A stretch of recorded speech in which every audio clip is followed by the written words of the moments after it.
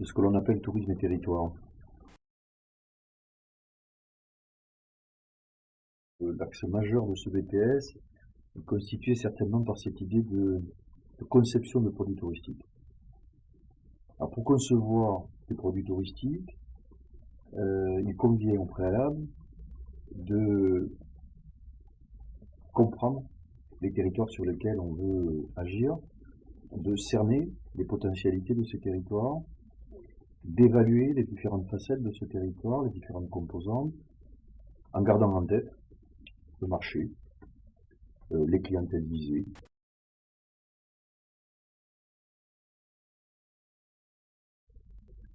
Tourisme et territoire précède un peu,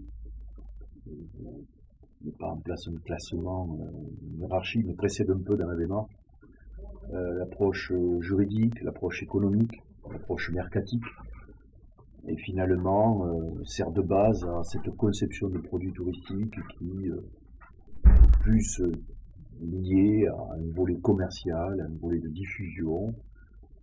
Alors derrière, vous comprenez qu'il y a toutes les questions de communication et donc de gestion de l'information touristique, toutes les questions de gestion de la relation clientèle.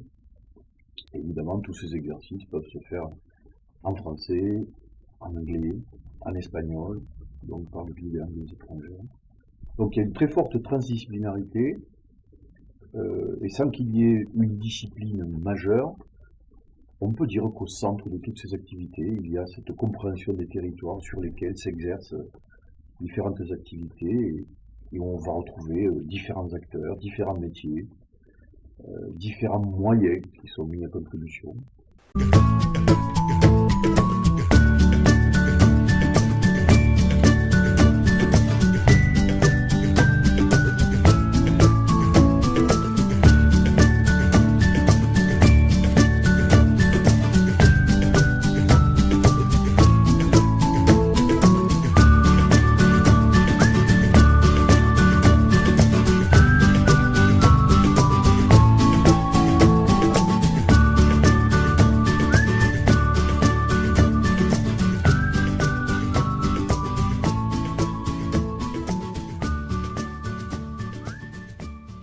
La GIT multimédia, qu'est-ce que...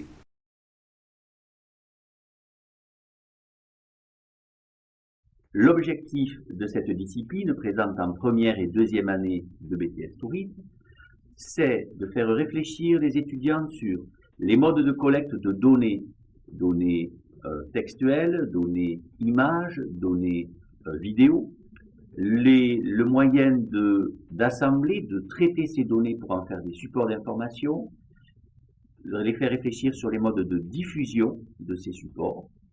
Et ceci se fait grâce à des outils, des applications. Alors,